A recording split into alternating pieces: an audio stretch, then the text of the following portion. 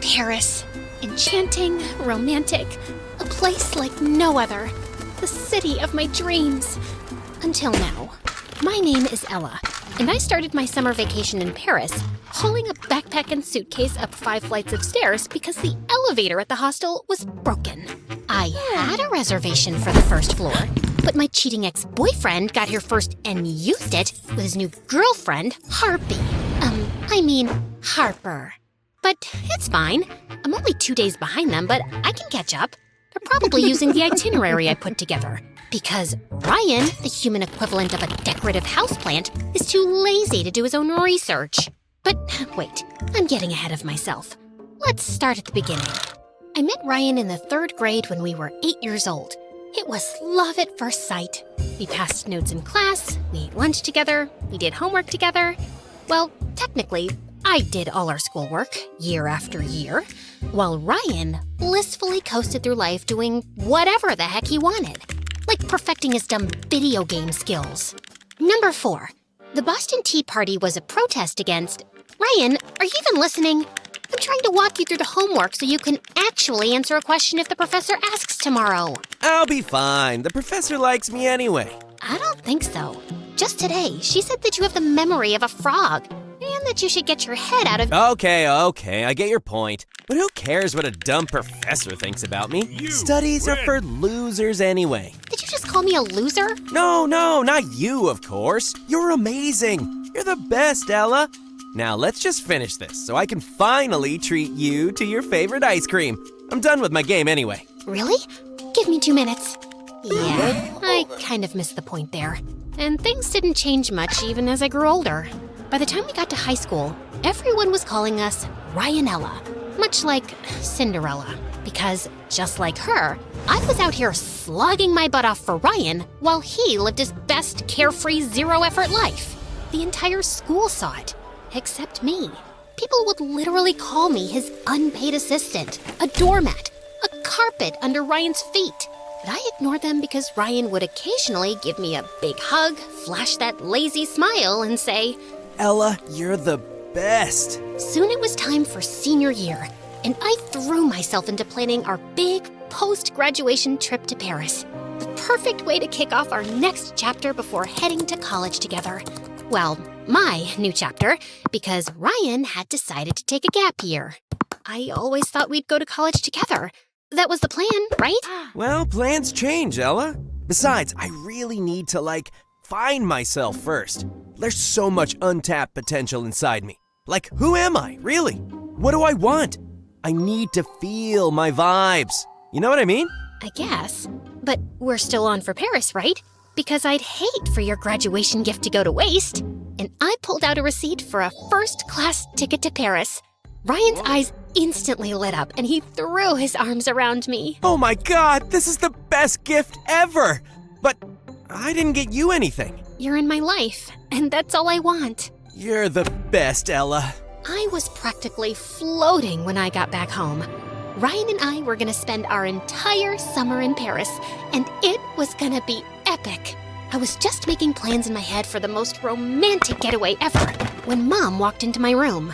Ella? Why am I getting a message from the bank saying you spent over $1,000 on a first-class plane ticket? For Ryan? I was gonna tell you, Mom. What? That you spent your inheritance money on a stupid ticket? Ella, that money was for your future. Ryan is my future, Mom. I've loved him since the 3rd grade. Besides, I'll be going to college soon, and I wanted to end our graduation on a happy note. Will you please stop judging me now? I'm not judging you, Elle. But sometimes you act like an idiot around Ryan. He might be a nice boy, but what if there's someone else out there who's better for you? Better than Ryan? That's impossible, Mom. He's the only one in the world for me. Mom didn't argue with me after that. A week later, we had our senior prom. And as expected, Ryan and I were crowned the prom king and queen. It was the best night of my life. Until Harper showed up, and Ryan ignored me like I was a potted plant in a corner. Harper! What are you doing here? You're Harper? how nice to finally meet. My cousin Wally needed a date for the prom. I flew in last night. Ryan, aren't you gonna introduce me? Wow, that's great! How long are you staying? Hi, Harper. I'm Ella. My family is moving here this summer, permanently. So you're going to our... Cool. Then we'll be seeing a lot of each other. For the rest of the night, Harper hovered around me and Ryan like a honeybee. She was on the dance floor, by the punch bowl, laughing at the stupidest things Ryan said. It wasn't like I was enjoying third-wheeling in my own relationship, but they were old friends. Ryan had always told me stories about how they were close as kids, so maybe he was just excited to see her again. And maybe I was just overthinking. But then we went to the ladies' room, and Harper turned to me with a smirk. I love that crown. Do you mind if I try it on? Before I could answer, she snatched it off my head and crowned herself. For a moment, I fantasized about wrestling her to the ground and taking back what was mine. But all I did was smile like an idiot and tell her how pretty she looked. I thought I would just tell Ryan about it on our way back home, but he insisted on dropping off Harper and her cousin. Shotgun. She slipped into the front seat, while I was stuck in the back with Wally snoring on my shoulder.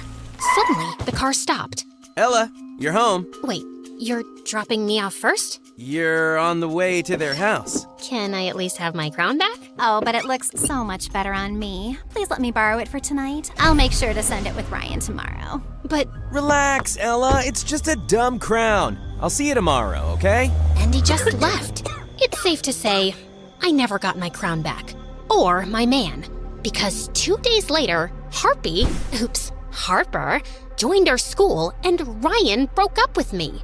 He started ignoring me at school. Didn't even return any of my calls or messages. Ryan here. Leave me a message. And if this is Ella, stop texting me.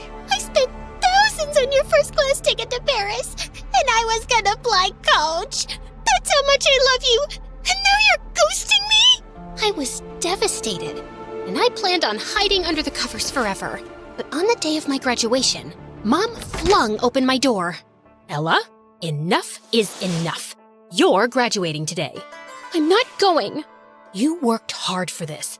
Don't let that boy take it away from you. Everyone knows he dumped me for Harpy. It's embarrassing, Mom. Well, if you ask me, it's a blessing. Now you won't be stuck with a lazy loser who doesn't know what to do with his life. And you can finally travel to Paris all by yourself, doing things that you like. No, I can't do it. I'll go to the graduation, but to go to the most romantic city in the world without my one true love? I'd rather eat sawdust. Besides, Ryan and I planned that trip together. No, Ella, you planned that trip. Ryan just showed up. Now get up, put on a cute dress, and go to your graduation with your chin up. I did what Mom said, and honestly, it felt like a good idea. My friends tried to cheer me up, and for a moment, I was happy. But then, I walked on stage to get my diploma and spotted Harper sitting in the front row, wearing my crown. And I knew it was going to be a long, horrible summer. I drowned myself in pity for the rest of the summer.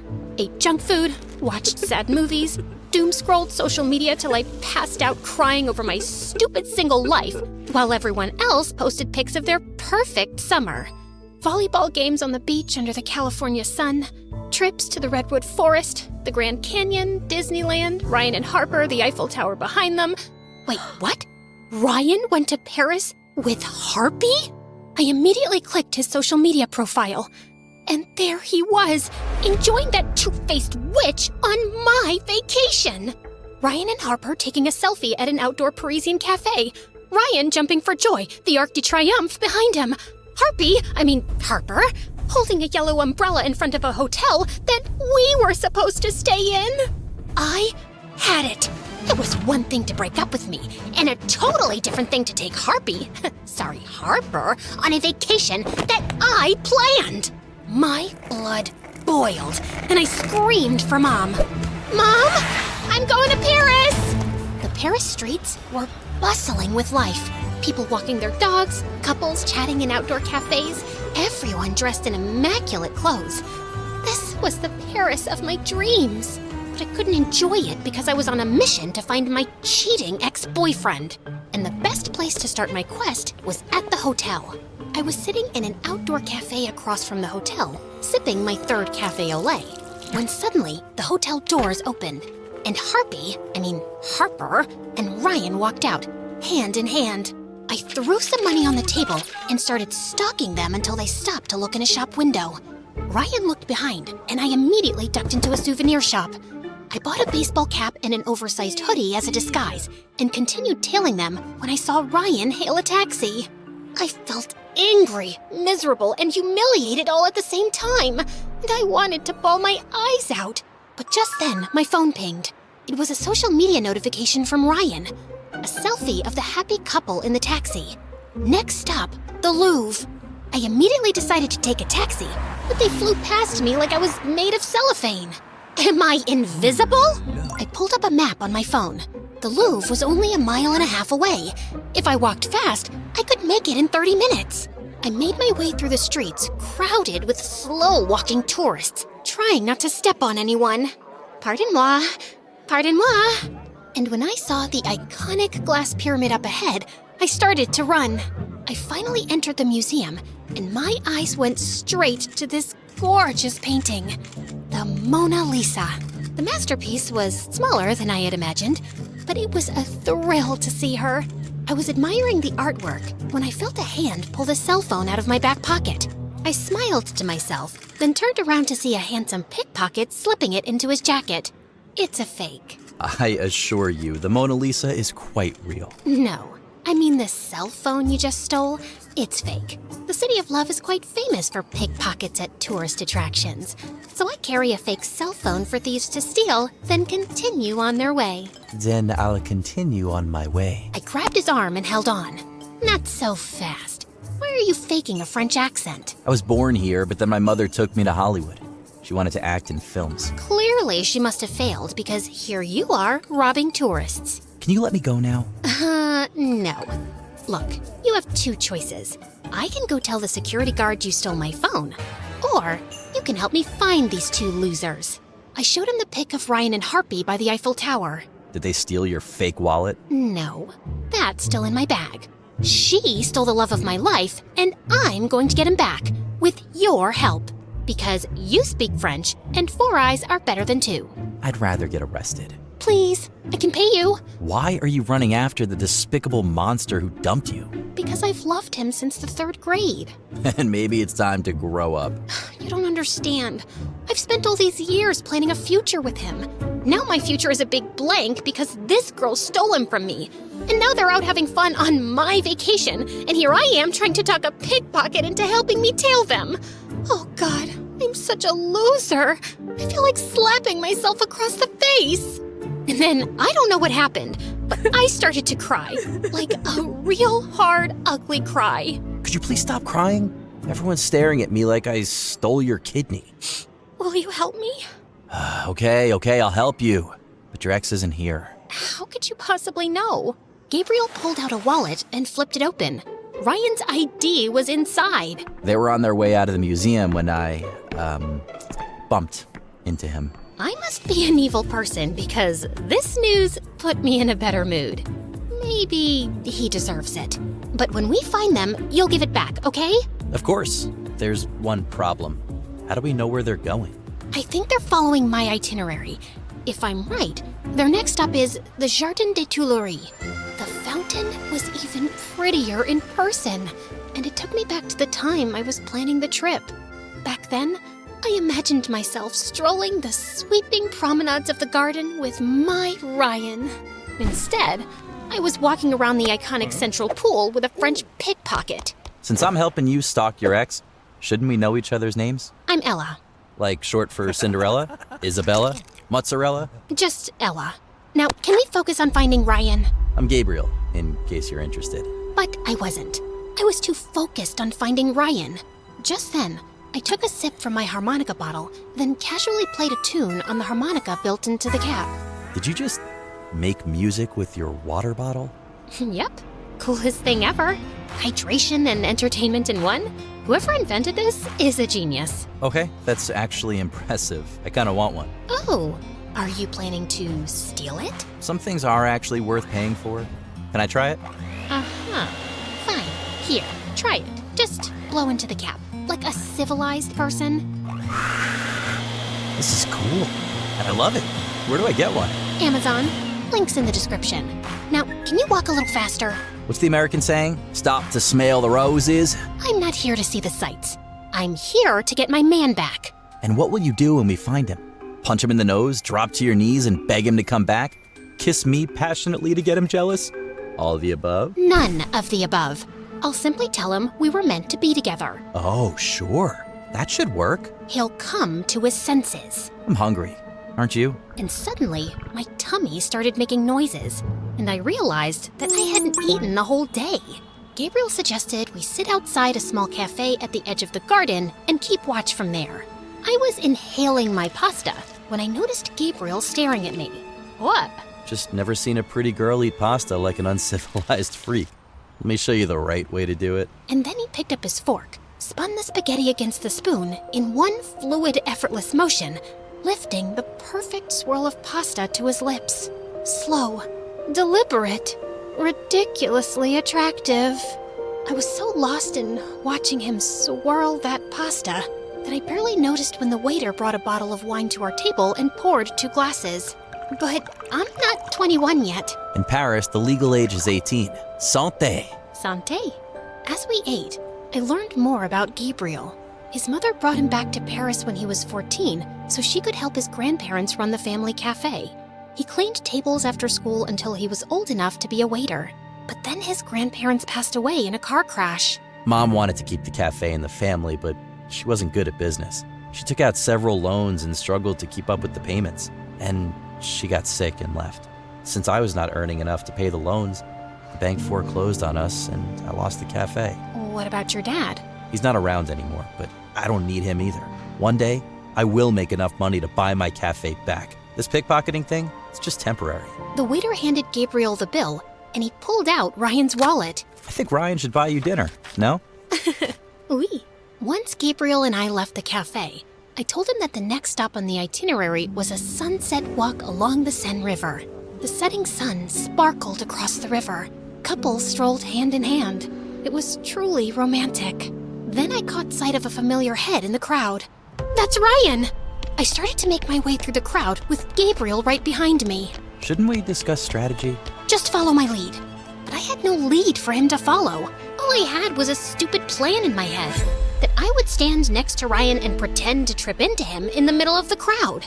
But just as I leaned, Ryan moved away, and instead of dramatically crashing into him, my face planted straight into the pavement. Ella? Is that you? I got up and flipped my hair back, ignoring the fact that I probably looked like an injured street pigeon. Oh, Ryan, what a surprise! I didn't think you'd be in Paris. You know, on that ticket I paid for. You really have no self-respect, do you? Oh, wow, Harper, is that you? I could barely recognize you. I guess the Paris sun has really roasted you alive. Oh, no, wait. Maybe it's not the sun. Maybe that's just how you glow when you're half human, half pure evil. Ella, you shouldn't have come here. Why? I planned this entire trip, didn't I? I made the itinerary, the reservations, the whole experience. Why shouldn't I be here? And don't worry, I'm not here to stalk you. No, sir. I actually came here with my boyfriend. I turned around to see Gabriel staring at me in shock. I grabbed his arm and pulled him toward me. This is Gabriel, my mi amor, the guy who stole my heart away. Right, sweetie potato? Yeah. Nice to meet you.